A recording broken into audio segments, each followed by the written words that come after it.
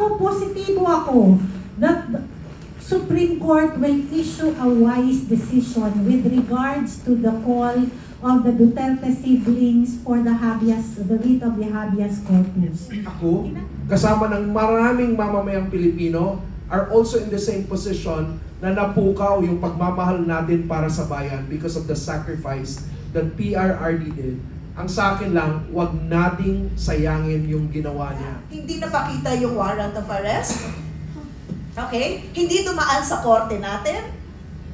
Pero, kapaligtaran na nangyari dito sa kay Al-Masri. Sabi ng DOJ nila, hindi yan dumaan sa korte namin, at hindi niya yan translate sa Italian. So, may technicalities. Kaya, policy namin yan. Tayo baliktad. Violate, may technicalities. Tayo pa ang nag-surrender. Huwag nating piliting madaliin ng Supreme Court yung kanilang decision. Number one, they have to be very careful sa kanilang decision. Sabi nga ni Raymar na may malaking implications. But I do not believe that it is moot and academic. Kasi, bansa tayo may kasarinlan tayo di ba? Meron tayong pwedeng panindigan. If ever, ako naman, on the positive side, sabi nga ni Mayor Baste, dapat lagi tayong positibo, di ba? Sabi ni Rob Rances, dapat lagi tayong positibo. Ako, positibo ako that the Supreme Court will issue a wise decision with regards to the call of the Duterte siblings for the writ of the habeas corpus.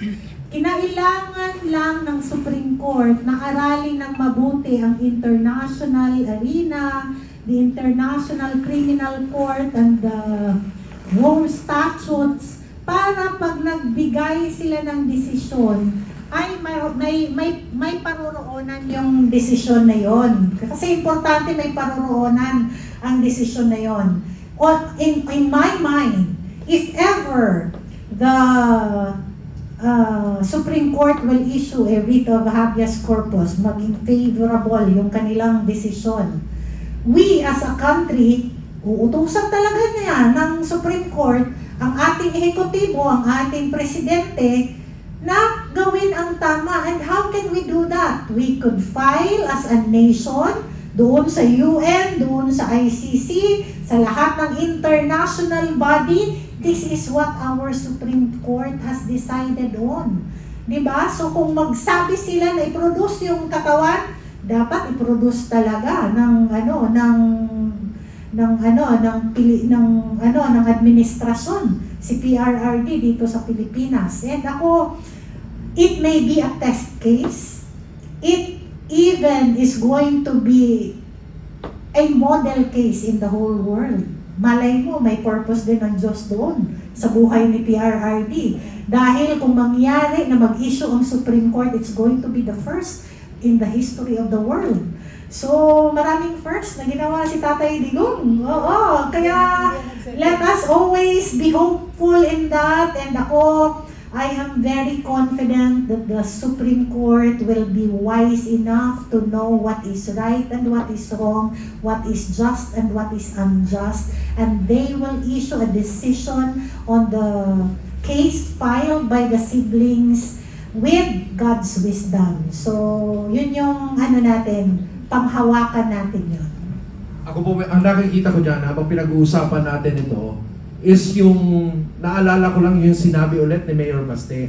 Sabi niya, because I was told, may kausap ako earlier, kayo kasama din kayo dun sa Hong Kong, that he actually knew kung anong pwedeng mangyari sa kanya pag-uwi niya, di ba? But yet he submitted himself. Tapos pinili niya pa pumunta ng Manila, na alam niya nandun yung pinakamalaking force, kung uhulihin man siya. And then he submitted himself. Eventually, dinala siya doon. And then, Mayor Baste recalled the conversation na tinitingnan niya yung tatay niya, na yung tatay niya is a lawyer. So he understood actually kung anong meron at anong pwede niyang ipaglaban. Because he understands the law, he could also probably interpret the international law. Or yung anong ng ICC on this. Pero ang sabi ni Mayor Baste, na parang hayaan niyo na sila. And that's probably because he also understands na pag hindi tama yung timing, magkakagulo talaga. But at the same time, he's probably hopeful then na merong magandang desisyon na mangyayari sa kanya. And perhaps doon ang gagaling yung sabi ni Baste na pagdating ng panahon, we will see justice because there is God. But yet there was something na sinabi ni Mayor Baste na habang pinapakinggan niya yung tatay niya, na nagsasabi ang tatay niya, it's okay para wag lang magkagulo ang bansa natin. I'm willing to sacrifice and pay the price. And even as a son, sabi niya, I admire him already as a public servant kasi ipaglalaban niya talaga kung ano yung pinaglalaban niya.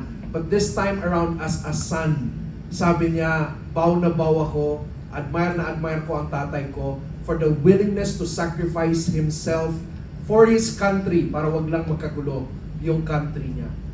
On the brighter side, it also brought a lot of us together. It also gave us courage to finally stand up. Like, wala naman akong pakialam dati sa politika. But yet, I started writing. At that time na nahuli si Tatay Digong, and up to now, I still have the zeal to actually fight for our country. So, I don't have political ambitions, but, it is just right. And I think ako, kasama ng maraming mamamayang Pilipino, are also in the same position na napukaw yung pagmamahal natin para sa bayan because of the sacrifice that PRRD did. Ang sa akin lang, wag nating sayangin yung ginawa niya. Kasi pinaglaban niya tayo, but I think it is not so that we would be dependent on him, but so that we would also see a model of how it is to sacrifice for your country, you and me listening right now. I'm sure there are certain level of sacrifices we're doing right now, and by that, we are honoring the sacrifices of our dear President Duterte also. Carol, can I say something?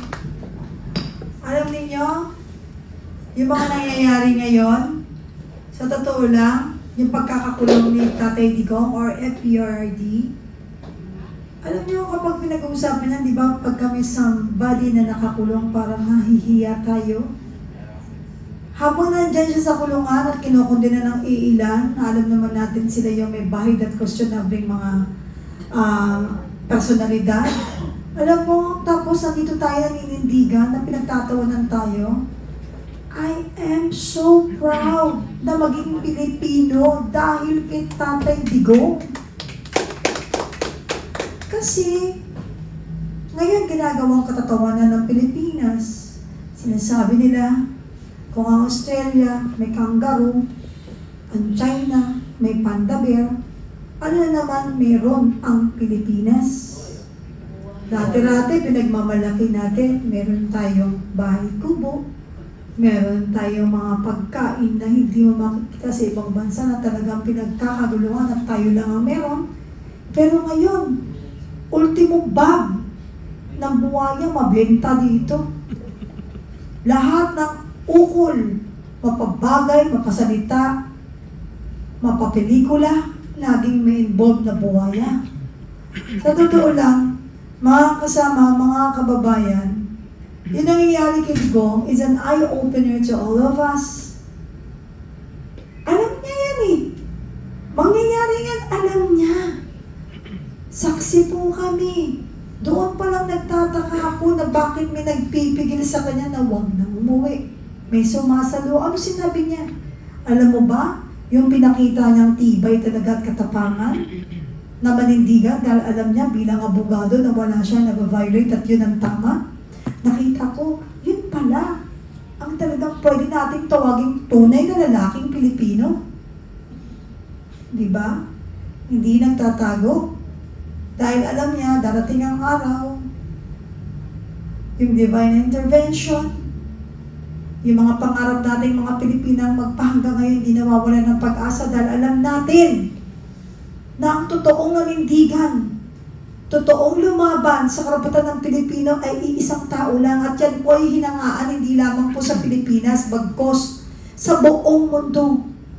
Taas noong pinagmamalaki ni Tatay Digong po ang Pilipinas na wala po sa ibang bansa. Naalala nyo yung final ni Ma'am Kitty, di ba, yung habeas corpus, no? Na sinasabi na dumulog sa Korte Suprema para utusan ng Korte Suprema ang ating gobyerno na ilabas ang katawan ni PRRD at ipaliwanag sa Korte Suprema kung bakit siya dinitena. Okay. Ngayon na nasa ICC siya, pwedeng masabi moot na, no? Moot and academic kasi wala na yung katawan, hindi mo na madadala, nandun na. But, meron kasi prinsipyo rin dito sa ating batas, no? Na if it is an issue, a continuing issue, capable of repetition, pwede uling maulit. And to my mind, ano ba yung nangyayari ngayon kay Senator Bato? Senator Bongo, they were also named, di ba, dun sa ICC. Is it capable of repetition na kailangang meron silang warrant of arrest? Anong sagot? Yes. Correct? Kasi sinasabing kong perpetrators sila. So, to my thinking, inaayos, no, bigyan natin ng panahon ng Korte Suprema, no, na ayusin ang kanilang desisyon tungkol dito at huwag tayo mawala ng pag-asa. Pero I want to bring to your attention isang napaka-importanting tawag mo nito, importanting nangyari sa ICC, no? And I reposted this. Ano ba kasi ang nangyari? Nung March 2025, isang Mediterranean, ayan, okay? Osama El Masri, in January pala 2025, wanted by the ICC for crimes against humanity, was arrested in Italy watching a football match. Pakinggan nyo to, Italy, a founding member of the Rome Statute and among ICC's largest financial contributors, had every legal obligation to cooperate with the court and execute the surrender. Within 48 hours, he was free. The Italian government released El Masri and flew him back to Libya on a state-owned aircraft, citing procedural technicalities. Ano-ano ba yon? Stating that the Minister of Justice, or yung equivalent natin dito na DOJ, no, had not formally authorized the arrest, and that the arrest documents had not been translated into Italian. Inappeal yung decision ng Ministry of Justice nila. Ano ang sabi ng Rome Court of Appeals? The Rome Court of Appeals declared the detention irregular on these grounds, and because of that, kailangan pakawalan nyo si El Masri. The executive government followed the decision of the court. Okay? In 48 hours, nakaalis. Ngayon, ang ICC, pinapag-explain ang Italy, no? The ICC confirms that Italy should respond to the Assembly of States Parties for failing to arrest Al Masri.